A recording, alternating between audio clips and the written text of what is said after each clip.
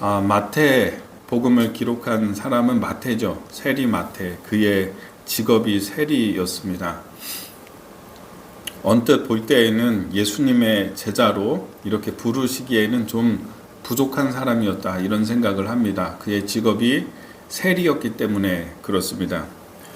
오늘 마태복음에 처음 이 마태가 성경을 기록할 때에 족보 이야기를 먼저 꺼내고 있습니다.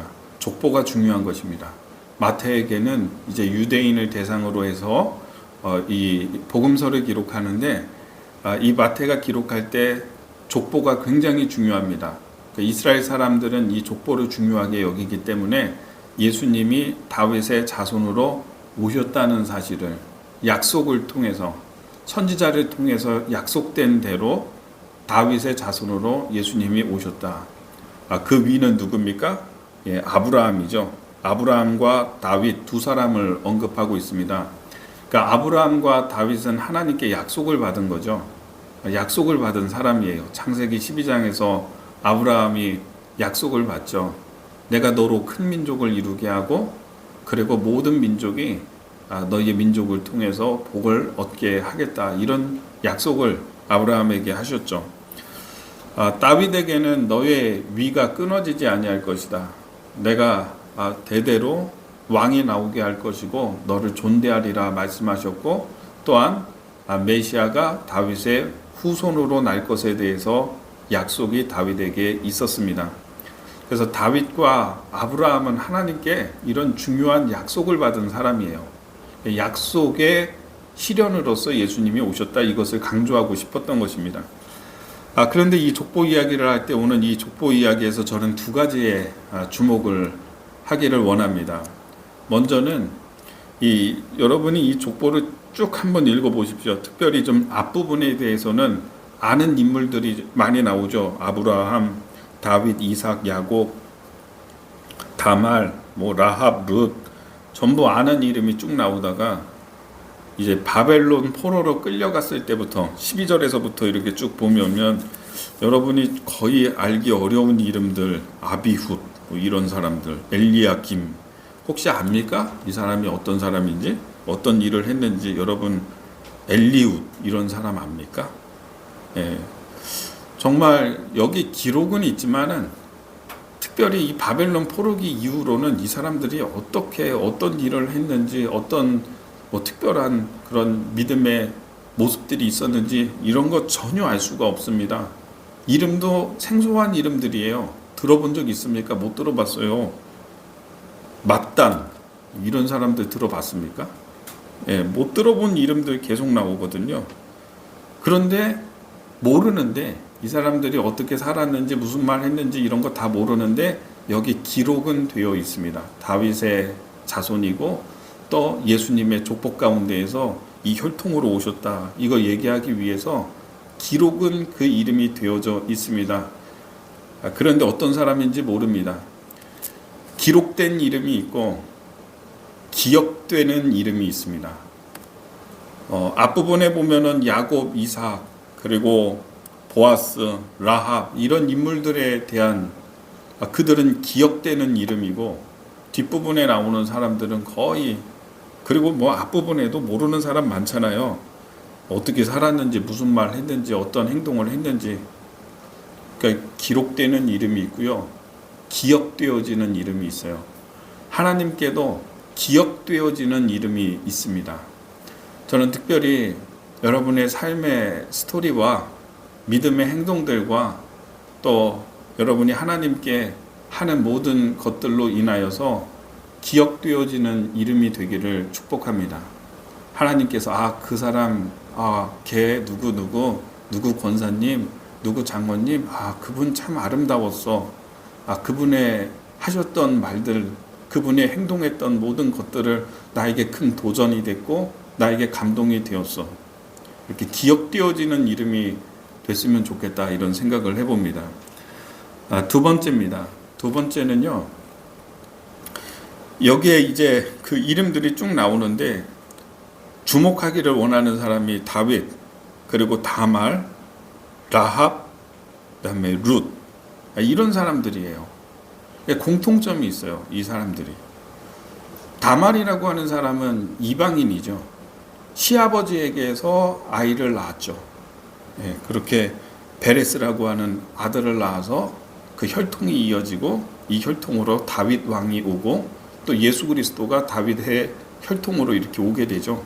예수님의 족보에 올라간 이름, 그는 이방인이었고 그리고 남편이 죽었죠. 유다의 첫째 아들이 엘인데 그가 악함으로 여호와께서 죽였다.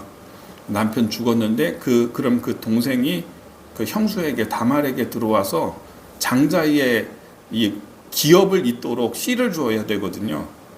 동침하여서 아이를 낳게 되면 그 아이는 장자 엘을 위한 아이예요. 그래서 기업이 사라지지 않고 다말도 그 집에서 계속 살 수 있어요.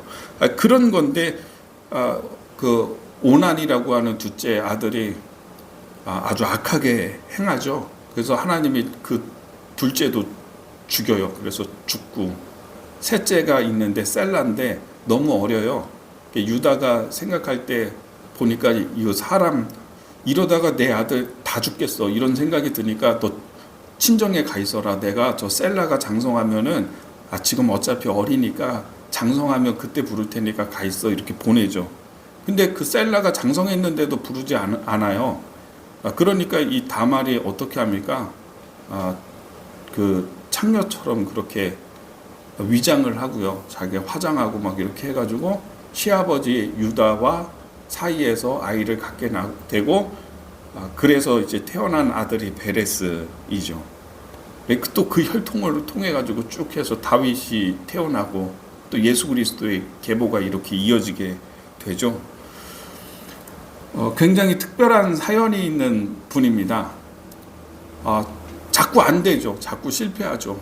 남편 죽고 그 동생이 못되게 해서 동생 죽고 자꾸 인생이 막히는 그런 사람이었어요. 또 이제 5절에 보면은 라합이라고 하는 여자가 나오죠. 이방인이죠. 이스라엘 백성들이 여리고로 진격해 갈 때 여리고성 무너뜨릴 때에 그때 정탐꾼들 살려줘서 살아남았던 이방인 출신의 라합. 이 사람도 하나님의 은혜에 들어올 수 없는 그런 사람이었어요. 그런데 살몬이라고 하는 이 사람과 결혼해서 그래서 아이를 낳았는데 보아스를 낳게 되죠. 또 이제 쭉 보면은 그 5절에 보면 살몬은 라합에게서 보아스를 낳고 보아스는 룻에게서 오벳을 낳고 오벳은 이새를 낳고 그리고 이새는 다윗 왕을 낳으니라 이렇게 되어 있어요. 라합이 보아스를 낳았는데 이 보아스는 누구와 결혼을 합니까? 룻이라고 하는 모압 출신의 이방 여자와 또 결혼하게 됩니다. 이 룻이라고 하는 여자도 그렇죠. 남편 죽고 말론 죽고 시어머니 모시고 어머니가 섬기는 그 하나님이 나의 하나님이고 어머니의 백성이 나의 백성이고 나도 어머니와 같이 그 땅으로 가서 그 땅에서 어머니가 그 땅에 묻히면 나도 그 땅에서 묻힐 것입니다. 어머니가 섬기는 하나님을 나도 섬기겠습니다라고 하는 영적인 사모함이 있었어요. 남편 죽고 뭐 시아버지 죽고 다 했을 때 너 그냥 친정으로 돌아가라 그렇게 이야기할 때 시어머니 나오미에게 저 돌아가지 않겠습니다. 어머니를 따라서 나는 이스라엘의 백성이 되겠습니다. 이런 사모함이 있었던 여자입니다. 공통점을 이렇게 쭉 보면은요. 자격이 없는 사람들이에요. 처음부터. 그러니까 은혜 밖에 있는 사람들이죠. 처음부터 은혜 안에 들어갈 수 없는 사람들. 그런데 하나님의 은혜는 그 사람들을 찾아갔다는 것이고 그 사람들을 통해서 다윗이 태어나고 예수 그리스도가 태어나고 그 은혜의 통로가 되는 이런 모습을 우리가 보게 됩니다. 여러분, 은혜는 누구에게 흐르냐? 이게 참 중요한데요.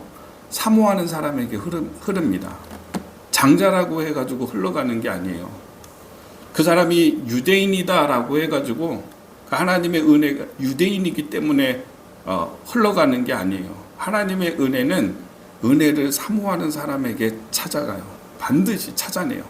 은혜를 사모하는 사람을 찾아내서 하나님의 은혜가 반드시 그 사람을 찾아갑니다. 야곱을 이제 앞에 보면은 2절에 보면 야곱이 나오죠. 근데 야곱도 마찬가지예요. 자격이 없어요. 야곱도. 왜냐하면 둘째로 태어났거든요. 이때는 장자 우선권이거든요. 아버지 이삭은 하나님이 약속하신 큰 민족을 이루고 내가 그 민족을 통해서 영광을 받겠다라고 하는 하나님의 약속, 그 언약은 누구에게 이어져야 되냐? 이삭은 당연하게 장자 첫째 아들 에서에게 이어질 것이다, 이렇게 생각했어요. 그 야곱이 태어나고 보니까는 자기는 처음부터 자격이 없어요. 처음부터 뱃속에서 태어날 때부터 밀렸거든요. 형한테. 형이 워낙에 세니까요. 그래서 자기가 져가지고, 그러나 사모함이 있으니까 내가 하나님의 은혜를 받고 싶다는, 내가 하나님의 약속의 그 기업을 잇고 싶어하는 그런 열망이 있으니까 형의 발 뒤꿈치를 붙들고서 나왔잖아요. 근데 태어나 보니까는 이제 뭐 자기는 완전히 배제되어 있는 거죠. 그런데 그 진짜 하나님의 약속과 하나님의 은혜가 누구에게 흘러갑니까? 에서에게 흘러가는 게 아니라 은혜를 갈망하고 사모하고 있는 야곱에게, 처음부터 자격이 없었던 그 야곱에게. 그러나 그가 하나님을 원하니까, 그러나 그가 하나님의 은혜를 갈망하니까, 나는 하나님의 은혜를 받기를 원합니다, 하나님의 언약의 백성이 되기를 원합니다라고 붙들고 가는 이 야곱에게 하나님의 은혜가 흘러갑니다. 다말도 그렇죠. 이 정도 뭐 계속 실패하고 인생 자꾸 그냥 후퇴하고 남편 죽고 막 또 둘째 아들도 죽고 막 이렇게 되니까 얼마나 절망이 되고 낙심이 됩니까? 그러나 포기하지 아니하고 시아버지에게서를 통해서 씨로 그 아이를 갖잖아요. 윤리적으로 보지 말자고요. 윤리적으로 그런 거 이렇게 막 판단하고 하지 말고요. 그 다말에게 있는 영적인 갈급함과 갈망, 이런 걸 봐야 되는 거예요. 라합이라고 하는 사람도, 그죠? 당신의 하나님에 대한 소문을 내가 듣고 내가 그 하나님을 믿었습니다, 그렇게 나왔고요. 룻이라고 하는 사람도 그랬잖아요. 자격이 없지만. 그러니까 여러분, 우리가 반드시 이번 12차 다니엘 특별기도에 참여하면서 기억해야 되는 거, 오늘 이 족보를 통해서 깨닫게 되는 부분이 있죠. 하나님의 은혜는 그 은혜를 원하는 사람에게, 갈망하는 사람에게 하나님 겸손하게 나는 오늘도 하나님의 은혜가 필요합니다, 내가 하나님을 경험하기를 원하고 내가 하나님으로 인해서 살았다라고 하는, 내가 하나님을 만남으로 내가 살았다라고 하는, 승리했다라고 하는 이런 기쁨을 세상에 자랑하고 싶습니다, 드높이고 싶습니다.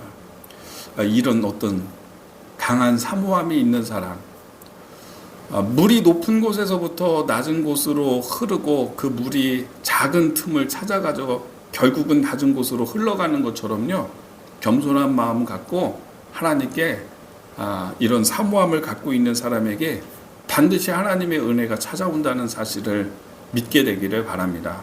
다니엘 특별기도에 참여할 때 이 믿음으로, 이런 마음으로 여러분이 기도하면요, 반드시 하나님께서 응답하시고 역사하실 것을 믿고 간구하시기를 주님의 이름으로 축복합니다.